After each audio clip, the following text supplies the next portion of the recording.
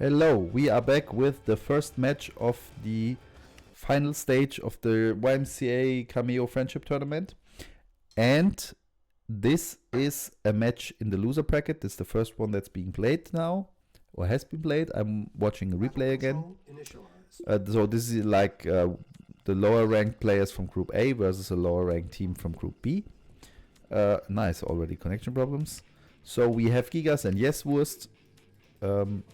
Yeswurst is Germany on the lower left, and on the lower right is Gigas with not Blackhand.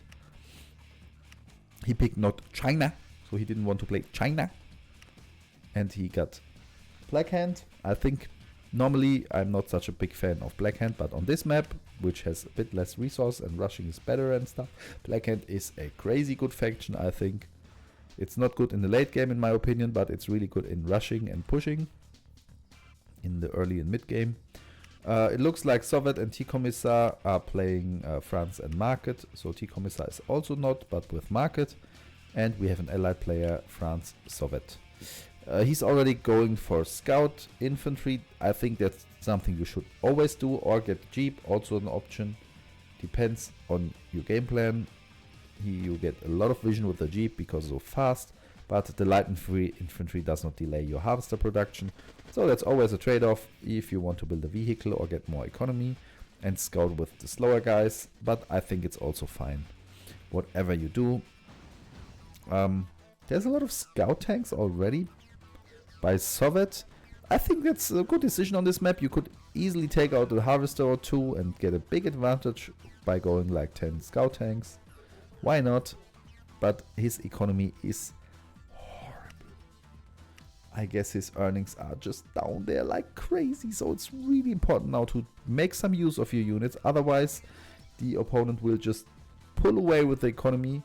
The team on bottom has so much more income. If they can translate this into army value, they should easily win this game, because the economy of Soviet is a catastrophe, I think. Here we have some buggies. I'm not so sure if that makes sense to build so many buggies, but why not? Rocket bikes are a lot better. The buggies can give vision for the rocket bikes, then it makes sense. Also a lot of infantry.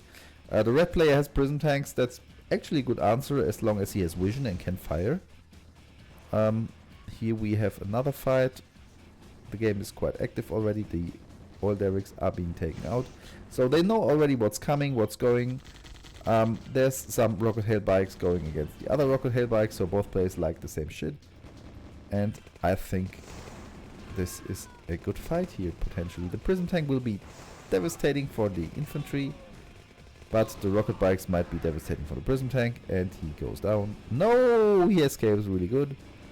Another hit on a rocket bike might make sense. I think the guys on top just have more stuff going for them. They have more units, but if all these prism tanks fire together, they should really take out everything here. If he has vision, if he's able to land good shots.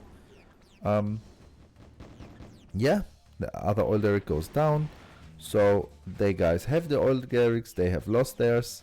So there might be a bit more income now for the purple, yeah, I think it's purple or dark blue player. He's going really nice back and forth, and he is lacking the vision, I'm very sure. So he cannot really shoot into these guys. Maybe he does not have enough range. He could shoot the buggies easily here. The rocket hit bikes, actually you could get some artillery that has more range, like the crew launchers. You could get, oh my god, you could get some PDL to stop the guys. There's some options in here. You could also get just like one Huey, two Hueys, cheap helicopters, just take out the guys, because once they have rocket hail, they can no longer shoot air. Many options, but I think the red player is a little bit trapped in his situation here and is afraid of doing stuff. This is a really stupid idea. Don't go where you're already getting pounded with the expensive MCV. You're lucky the guys didn't see you, now they see you. Now you lose the MCV, that's really bad. You should not have gone that way. But okay, there you go. Here are rocket hail bikes also. The scout tanks make a lot more sense here. I think they can get through to the rocket hail bikes. And there's even a Blackhand Trooper flaming around. Yeah, I think they're a little bit missing their opportunities here to just take out with a few air units the rocket hail bikes. The UEs for allies are really not expensive and they would easily crush this. Now he's just like trying to get a hold of it, but he can't. So he's just being kited down. Strong play by really strong play here by TeaCommissar. I'm impressed. Maybe that's the reason why they pick such an open map. I think makes a lot of sense here. And there's another push coming from the top. I'm not so sure why he needs so many multi-purpose drones. These are mostly good against aircraft. But that's that. The rocket hail bikes can easily take out the obelisk. Prism tower. That's not the right answer to these long range guys, I think. You building stationary defenses against stuff that has more range. I'm not so sure. You should get some artillery yourself, or you should get some air units. You could even build some infantry and just walk through, and then the guys have to decide if they want to ignore the infantry or shoot the rockets on infantry, and then the prism tank can maybe shoot also. We don't know. But I think that looks really bad for the team on the bottom. I'm not so sure if they lose this harvester, then for red it's mostly over, I guess, because the economy down here is almost empty. So all they need to do is secure this field here and prevent the guys from going here, and then I think they have no chance of getting back into the game. No more money for them. I think we will see the earnings drop then really hard. But the guy also does not have much income. So TeaCommissar is mostly relying on the units he already has. His income is low. But, oh my god, the bomb will even hit. How great is this? When such stuff works, it's always nice. Often you don't hit, but in that case. And the Temple of Nod is taken out. I think it looks really horrible. Yeah, a good hit by the prism guys. Maybe you should not walk into the rocket hail and just advance from like down, yeah. The oil derrick is being taken back. I think it makes sense. There goes the spy satellite, so the guys will now soon see the whole map. That's maybe nice information for them. Oh, we see an offensive MCV. I'm not so sure what you want to do with the unupgraded stealth tanks. Yeah, they're just taken out like nothing. Maybe some stealth tanks from the side with explosive rockets would just like... Oh, an insanely lucky hit by the bomber of the Nod player. Oh my god. Will it bring the guys back in? You have a lot of point defense lasers, that's nice, but you also need something that deals damage here, otherwise it doesn't really help you to deter these shots. The Grand Canard is there. What a great play with France. On the long run, the Grand Canard will deplete the point defense lasers, I think, but now we have rocket hail bikes. This is a great addition with the point defense lasers. He has also prism tanks, but he knows how to use them. He just drives around, shoots a little bit, and gets away. It's not just moving right into the rocket hail. So the guys are really holding out quite well here in a situation that looks insanely bad. But the red player is struggling a lot with income. This is Yeswurst. And I think the next push of the rocket hail bikes will be devastating. Okay, Gigas has given up. I think that concludes the game very much. It was a nice, interesting, funny game. Good back and forth. I think the team on bottom did not really make proper use of their economic advantage. They just were like, oh shit, we shit our pants. I think panic mode, full panic mode. Just invest all your mind, all your like mental power into panicking, instead of just relaxing and thinking like, these rocket hail bikes cannot shoot air, so I will just get a few UEs. You could also get missile based air, but you want to get the UEs, and the reason is that the UEs don't shoot missiles that try to follow the enemy, but they just shoot the machine gun and it instantly hits, and the rocket hail bikes often get away from the missiles. That's why you just get the cheapest option, the UEs, because it easily wins you. It's cheaper, it's hits directly, no running away, just getting pounded. The UEs suck against almost everything, but not against like the rocket bikes or buggies or prism tanks. This is stuff. These like long range class cannons that can only shoot ground, they really suck against cheap air units. Or Yaks and UEs and all that kind of stuff. Not could have gotten the Apache or the Venom. I think the market player was in TeaCommissar, so Gigas could have gotten Comanches or Apaches, and I think that would have been fine. Let's see what the next game brings. Battle control initialized.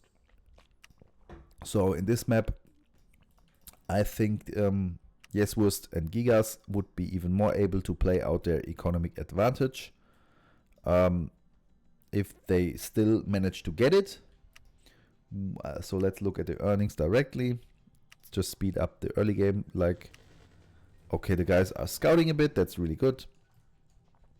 Maybe here Gigas should scout a bit more, but he scouted with the air unit. Why not? That's also a valid option. It's also great because this air unit can just take out the scouts of the enemy. Oh my god, we already have a combat Chinook, whatever it's pronounced. I will never find out, I guess. And this one will of course take out the air unit easily. And the next air unit as well. But it costs also 3 times of these units, so maybe it's fair. And we have rocket tail bikes. Who would have guessed that? So we will see now if the guys are like rocket tail bikes. Wait a second, I have air units, I can take out the guys. But I think this combination is really nasty. Combat Chinooks and rocket tail bikes. It's a crazy combination. This is something that is a good rush, I think. But the anti-air missile launcher is too much. However, if they take out the harvesters, it's a good economic advantage. I think the scrim player is already locked in. He pings his ally, hey man, I getting pounded, please help me. I need something that just keeps me alive. Bring everything, help me. And then of course the ally player between the matches, the panic just relaxed, and he was like, this time I will just get some UEs and take out the rocket tail bikes. That's why he's getting the UEs now. No, he does not. He's more like, yeah, scout tanks, these are really good, why not? And so I think Gigas will be taken out shortly. Really good, really aggressive playstyle from the top team. I am impressed. Also how they play together is really good.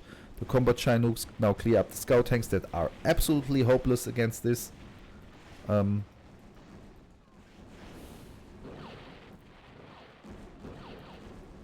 So I think the best thing would be to build like anti-air base defenses here. But then you still need to handle the rocket tail bikes. Maybe just some devastator airships. Just shoot against the guys. You have more range then. This way I think it's over. There's no way the team on bottom can win this anymore, I think. The economy is good of the red player, but we just see crappy scout tanks.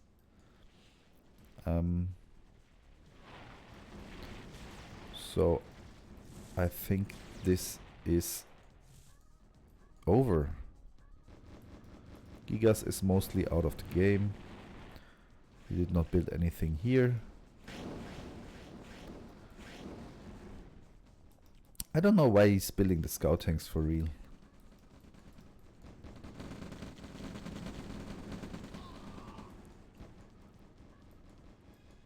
He even has a tech center, so he can access much better stuff than scout tanks.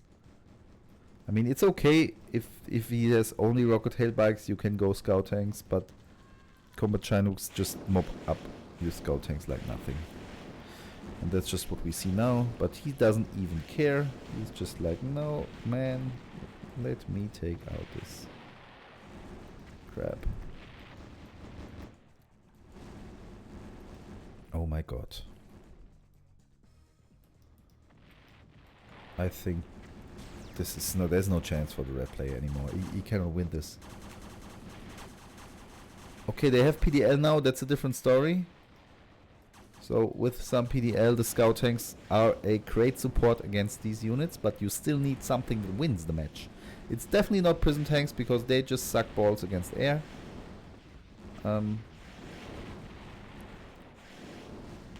Yeah. Combat Chinooks, maybe just some rocket infantry is also okay. Rocket infantry does not take much damage from the rocket hail bikes. If you get in a spec ops and put down some lasers, then easy going. You could even take out rocket hail bikes. You could take out Chinooks. That's like the one trick pony for the allies against this army here. Sadly, they don't know it. SBHBS has like shown already. But this is TeaCommissar. Sorry. So, yeah, they have shown how nice this works. Sadly, they don't know about it. I think they are too much focused on like pumping out units instead of adapting to the enemy, which is also really important. It's a nice army, EMPs and combat Chinooks, a nice combo. So I think he's like building this because he's afraid of screen air blob, but in this case we won't see any screen air blob. And then I think the game is for Gigas is over. I'm not so sure how long Yeswurst can last out, but I think he has nothing. So there was yes. He dropped some funny EMP grenadiers, but the prison tank saved the day. It would be funny to see some captures here and take out the base. Old school style with a Chinook landing, getting out stuff. Or maybe it was a carry-all with a APC, because I think I saw an APC there. Funny play style, I think. It's over. It's just like a matter of time. Yeah, and here he gives up. So this concludes this match. Congrats to Sovet and TeaCommissar winning the first match of the final stage. My respect. Great playstyle. I think you guys will show us more awesome stuff because your aggressive playstyle can win a lot of games. I think many teams not prepared for this stuff, and Gigas has it right. GG. Bye bye. I'm out.